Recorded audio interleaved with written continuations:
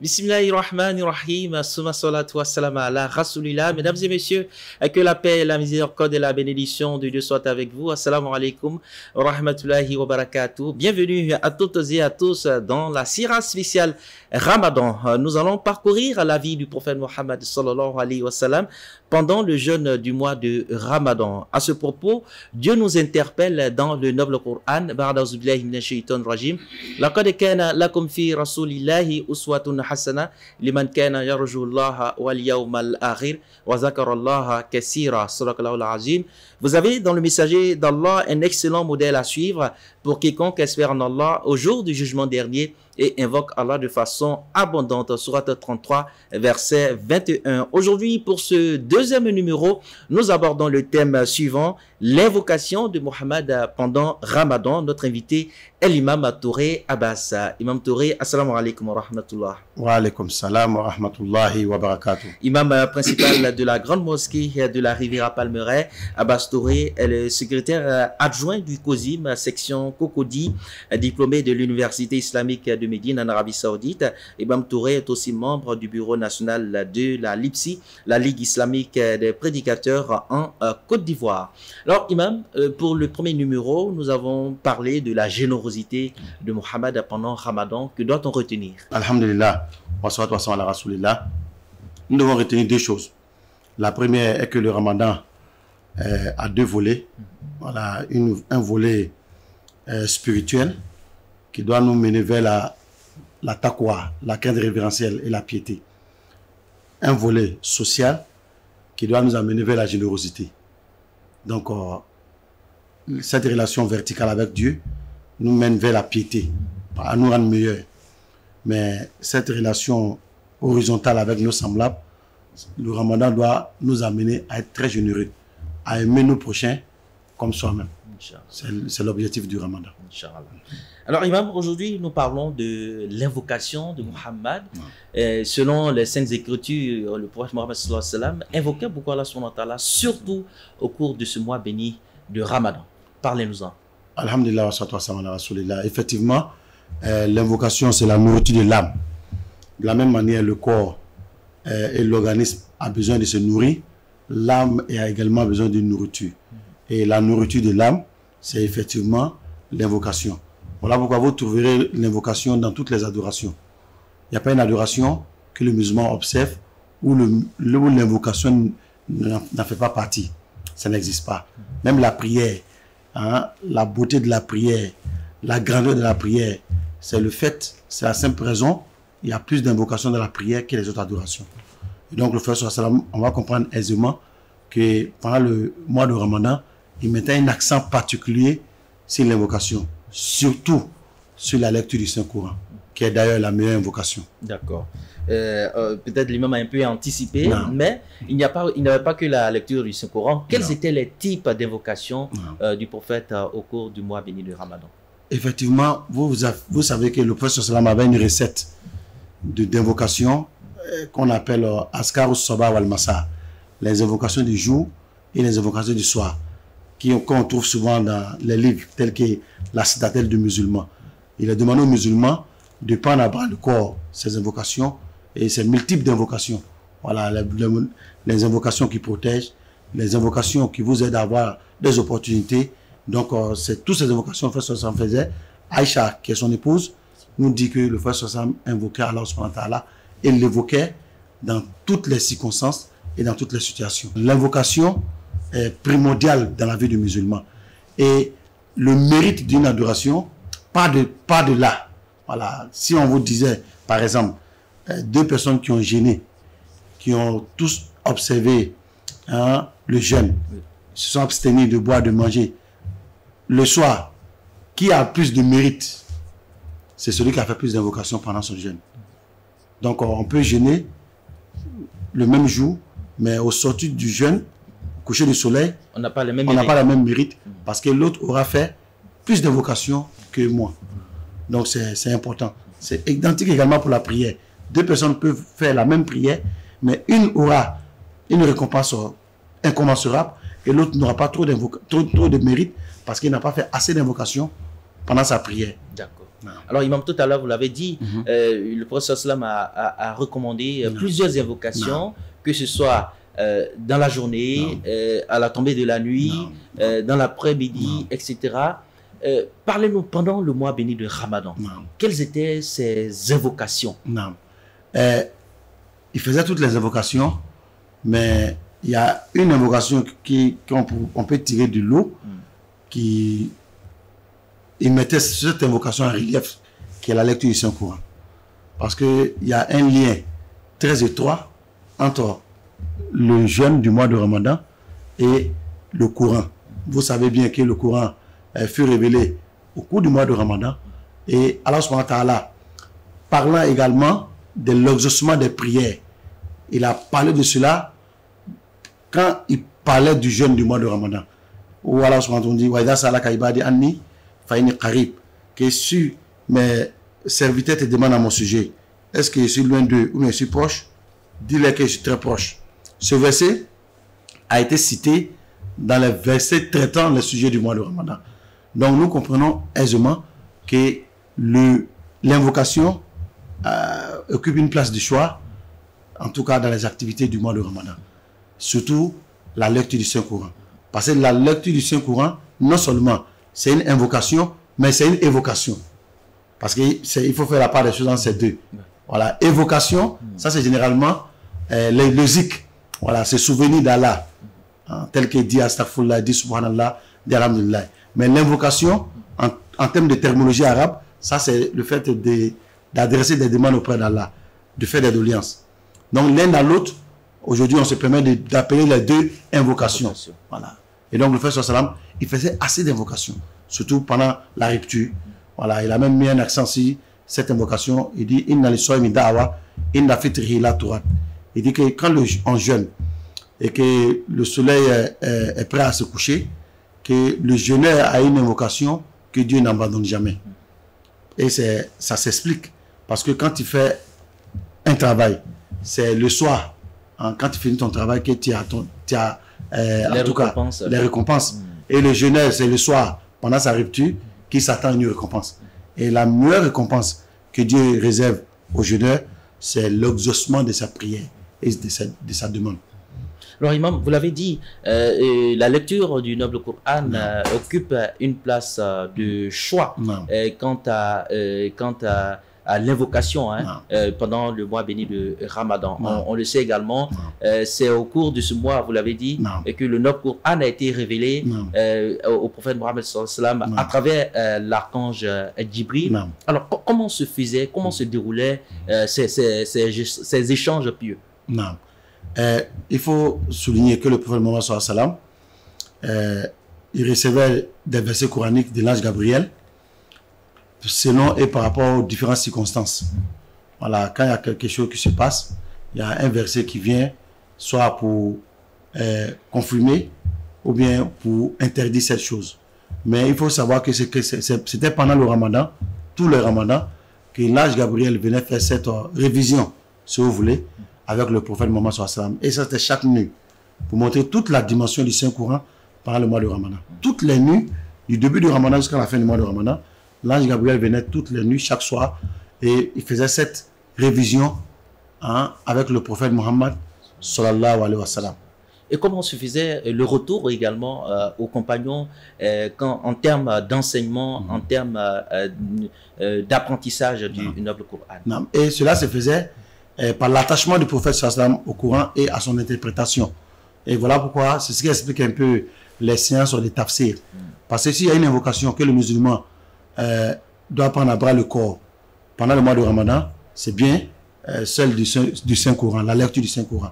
Voilà pourquoi même Imam Malik, qui est un des grands imams, qui dispensait des cours dans la grande mosquée de Médine, mais lorsqu'arrivait le Ramadan, il libérait tous ses élèves, il se focalisait et il se consacrait à la lecture du Saint-Coran et son enseignement. Donc il faut dire que quand le Ramadan arrive, c'est vrai, on peut faire toutes les autres invocations, mais il faut mettre un accent sur la lecture du Saint-Coran, voilà, son apprentissage, apprendre à lire le Coran et comprendre l'essence et également faire des séances de méditation. Et comment justement le prophète Mohammed sallallahu alayhi wa procédait à la lecture du Noble Coran? On le sait, il y a 30 juz dans le Noble Coran. Alors, comment est-ce qu'il procédait? Et il lisait l'intégralité du Noble Coran pendant le mois, au cours du mois béni, où il le lisait de façon intégrale, voilà, 3 ou 4 fois, 5 fois pendant le Ramadan. Expliquez-nous, Imam. On ne pourra pas dire grand-chose sur cet aspect parce qu'il faut dire que les livres qui ont traité ces sujets nous n'ont pas donné une grande information sur comment le faire sur ça. Mais ce qu'on peut dire et retenir, c'est que cette répartition du Coran en 12 a été fait après le rappel du prophète sallam vers Allah. Ça n'a pas été fait au présent du prophète sallam, pendant la vie du prophète sallam. Donc, on ne peut pas se permettre pour dire, mais le prophète sallam nous dit que celui qui lit le Coran de façon intégrale, en moins de 3 jours, ne peut pas faire de méditation. Voilà, donc même si vous devez lire le Coran avec rapidité, c'est au moins sur 3 jours, ou bien sur une semaine. Ou bien tout le mois, vous allez prendre un juz pour chaque jour, et ce qui explique un peu les 30 juz, et donc ça va vous faire les 30 jours du mois de Ramadan. Donc le prophète sallam, il lisait le Coran, mais la quantité de la lecture, on ne peut pas trop se prononcer là-dessus, mais en tout cas, il faisait une révision nocturne, journalière, avec l'ange Gabriel, qui est le Djibril alayhi salam. Merci infiniment, Imam Abbas Touré, pour ces explications. Et ça dit, bien sûr, vous l'avez dit, hein, l'invocation préférée de Mohammed était le Noble Coran. En plus de cela, il y a une bénédiction qu'il a recommandée au cours de ce mois béni de Ramadan. Ah bon? Qu'il a recommandé? Surtout la dernière décade. Dans la dernière décade, effectivement. Comme le Ramadan, je le dis souvent que moi je retiens 3 grands objectifs par rapport au Ramadan. Le premier objectif, c'est la piété. Voilà, quand on jeûne, on arrive à se maîtriser, à se priver des choses licites. C'est une formation, c'est une école qui doit nous aider à abandonner les choses illicites au sortir du mois de Ramadan. Ça, c'est le premier objectif. Le deuxième objectif, c'est nous amener à nous faire pardonner nos péchés. Et ça, c'est capital. Parce qu'au cours des 30 mois de l'année, les 11 mois de l'année, nous péchons, nous commettons des péchés. Donc Dieu nous donne 7 lucan, qui est le Ramadan, pour nous permettre de nous 29 ou 30 jours. Voilà, 29-30 jours, pour nous permettre de nous débarrasser de nos péchés. Et voilà pourquoi la dernière décade, qui est l'épine dorsale même du mois de Ramadan, la colonne vertébrale du mois de Ramadan, le prophète mettait l'accent sur le pardon, la demande du pardon. Allahumma innaka afuwun tuhibbul afwa fa'fu anna. Voilà, Dieu, Seigneur, tu es le pardonneur par excellence, tu aimes le pardon, accorde-nous ton pardon. Seigneur, tu es indulgent, tu aimes l'indulgence, sois indulgent envers nous. Donc, cette prière, effectivement, c'était la prière de la dernière décade. Pour dire que un des objectifs majeurs du mois de Ramadan, c'est d'amener le musulman à se faire pardonner tous ses péchés. Voilà pourquoi le prophète dit qu'il est malheureux celui qui vit le Ramadan, qui a assisté au Ramadan, sans se donner les moyens, pouvant l'aider à se faire pardonner ses péchés. Cette personne-là, on va dire à la limite, c'est une personne malheureuse et c'est une personne même qu'on peut dire maudite. Parce que le Ramadan te donne le pardon divin sur un plateau d'or. Hein? Il y a tellement de thématiques. Hein? Le Ramadan, c'est une école où il y a plusieurs disciplines qui sont enseignées. La prière de Tarawih, le jeûne, les zikrs, les invocations, hein, le fait de donner la nourriture à autrui, la rupture à autrui. Il y a tellement de disciplines. Donc, on ne peut pas sortir de ce mois sans se donner l'occasion de se faire pardonner pour ce péché. Inch'Allah. Merci infiniment, Imam Abbas Touré, pour toutes ces explications. Et si vous nous prenez en marche, madame, monsieur, vous suivez l'émission La Sira spéciale Ramadan. Comment le prophète Mohammed sallallahu alayhi wa sallam vivait le mois de jeûne. C'est avec Imam Touré Abbas. Nous en parlons. Et cette partie, ce chapitre consacré à l'évocation de Mohammed. Et tout de suite, la deuxième partie de l'émission consacrée au sens et portée. Alors, Imam, vous avez parlé tout à l'heure des séances de tafsir, les séances de tafsir, de commentaires du Noble Coran. Le prophète Mohammed sallallahu alayhi wa sallam en faisait. Alors, qu'en est-il aujourd'hui de nos jours dans nos mosquées? Non. C'est quelque chose qu'il faut encourager, les séances de tafsir, parce que ça aide le musulman non seulement à connaître des enseignements relativement au Saint-Coran, Parce que le Coran, je vous ai dit tout à l'heure que le Ramadan a un lien très étroit avec le Coran. Dieu a choisi le mois de Ramadan pour faire la révélation du Saint-Coran. Donc le musulman doit s'attacher au Coran. Donc si tout le monde ne peut pas faire cette lecture, en lieu et place de la lecture, on va aller écouter du tafsir, qui est également une lecture. Parce que quand on fait le tafsir, il y a une lecture qui se fait avec le tafsir. Donc ça va vous aider d'abord à écouter le Saint-Coran, qui est la parole écrite d'Allah, et à connaître le sens des versets. Et ça va vous permettre également, parce que généralement ces tafsirs-là se font à l'intérieur de nos mosquées. Ça va vous permettre également de préserver vos jeûnes. Parce que plus vous êtes dans la mosquée, plus vous avez la chance de préserver vos organes contre toute désobéissance. Parce que celui qui n'est pas dans une mosquée, il n'est pas toujours évident qu'il puisse protéger aujourd'hui, à nos jours, son jeûne. Parce qu'il y a le regard, il y a plein de choses. Il y a plein de choses auxquelles on peut participer, on peut voir. Il y a des choses qu'on ne doit pas voir pendant qu'on jeûne. Mais quand tu es dans la mosquée te met à l'abri de tout ça. Donc, on encourage vivement les fidèles à prendre part aux différentes séances de tafsir dans nos mosquées.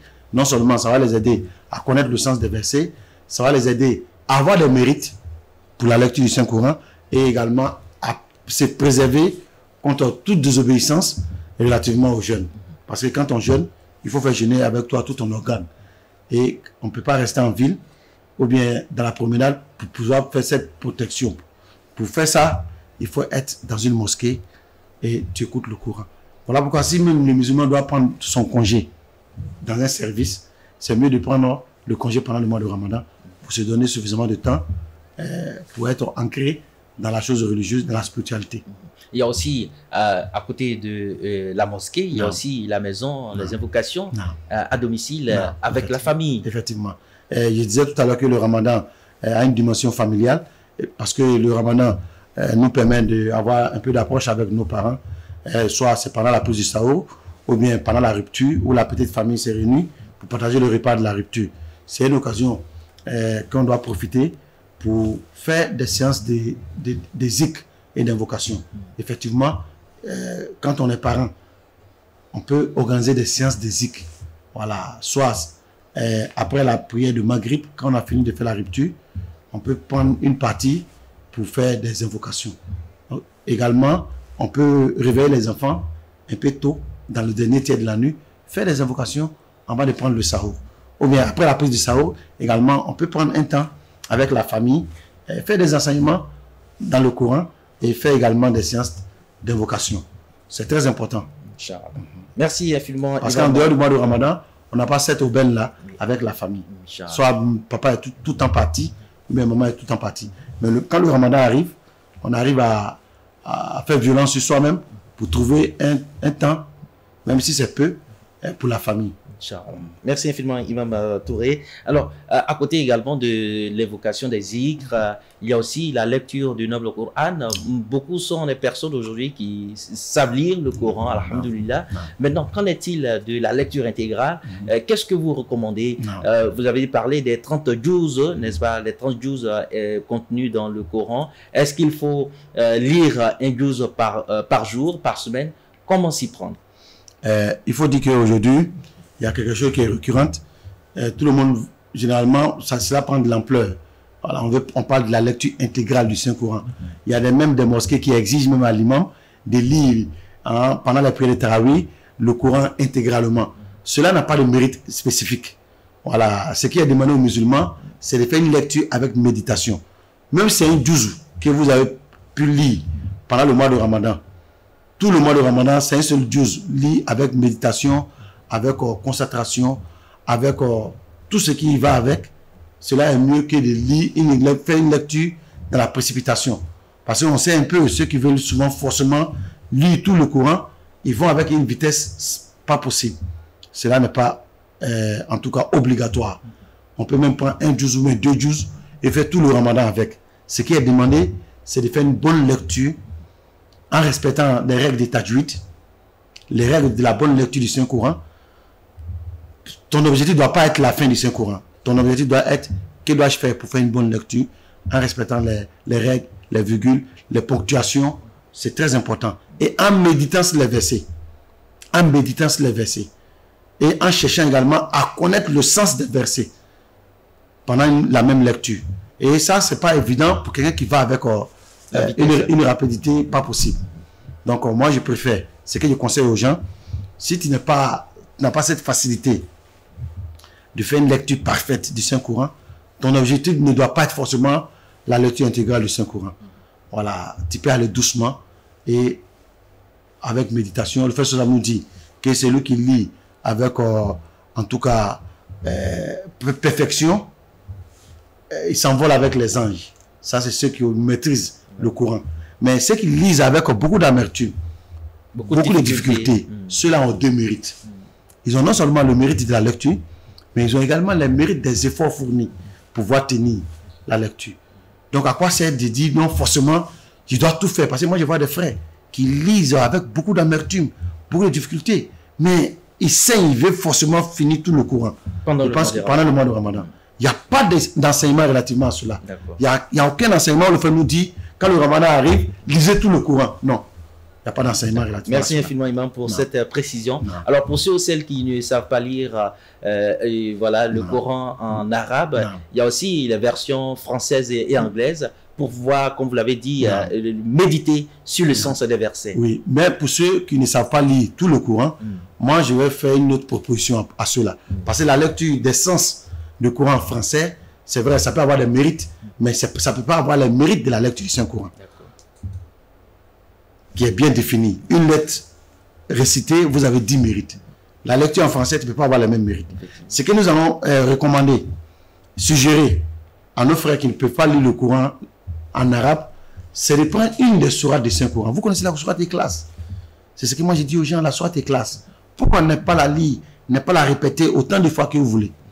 On peut la répéter 1000 fois par jour. 1000 fois 4, ça fait combien? 4000 versets que vous avez récités. Par la sourate Ikhlas, déjà, ça fait 4 versets. Pour celui qui fait lire la sourate Ikhlas 1000 fois par jour, c'est comme la personne a lu 4000 versets par jour.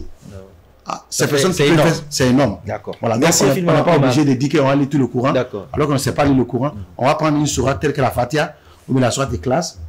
Peu importe la sourate que vous allez choisir. Et la lire autant de fois que vous pouvez. Inch'Allah. Merci infiniment, Imam. Avant de terminer cette émission, le hadith de la Sira. Inch'Allah. Le frère Sossam nous dit tout à l'heure, c'est ce qu'il disait. Il dit Al-Ma'ir bil Quran, ma safarat al-kiram al-bara. Il dit que celui qui lit le Coran avec perfection, en respectant toutes les règles, cette personne-là, le jugement dernier, sera avec les anges. Aura une place, en tout cas comparable à la place des anges. Mais celui qui lit, il lit avec beaucoup de difficultés, beaucoup d'amertume, mais il s'efforce à pouvoir lire le Coran. Cette personne-là, là où Adjiran, il aura deux mérites. Le mérite de la lecture et le mérite des efforts. Donc ça, c'est un enseignement du Frère Sallam qui doit nous galvaniser à lire le Coran, même quand on ne sait pas lire, comme les Soudès et les Shuraim. Si on sait qu'on peut faire des efforts dans la lecture, il faut encourager cela, et surtout pendant ce mois de Ramadan, qui est un mois et qui passe vite. Et voilà qui est bien dit. Infiniment merci à vous, Imam Abbas Touré, imam principal de la mosquée de la Riviera Palmeraie Cocody. Avec lui, nous avons parlé aujourd'hui de l'invocation de Mohammed pendant Ramadan. Et la semaine prochaine, Inch'Allah, à suivre un autre sujet, la prière de Mohammed pendant le mois de Ramadan. Avant de terminer cette émission, retenons ce verset du Noble Coran.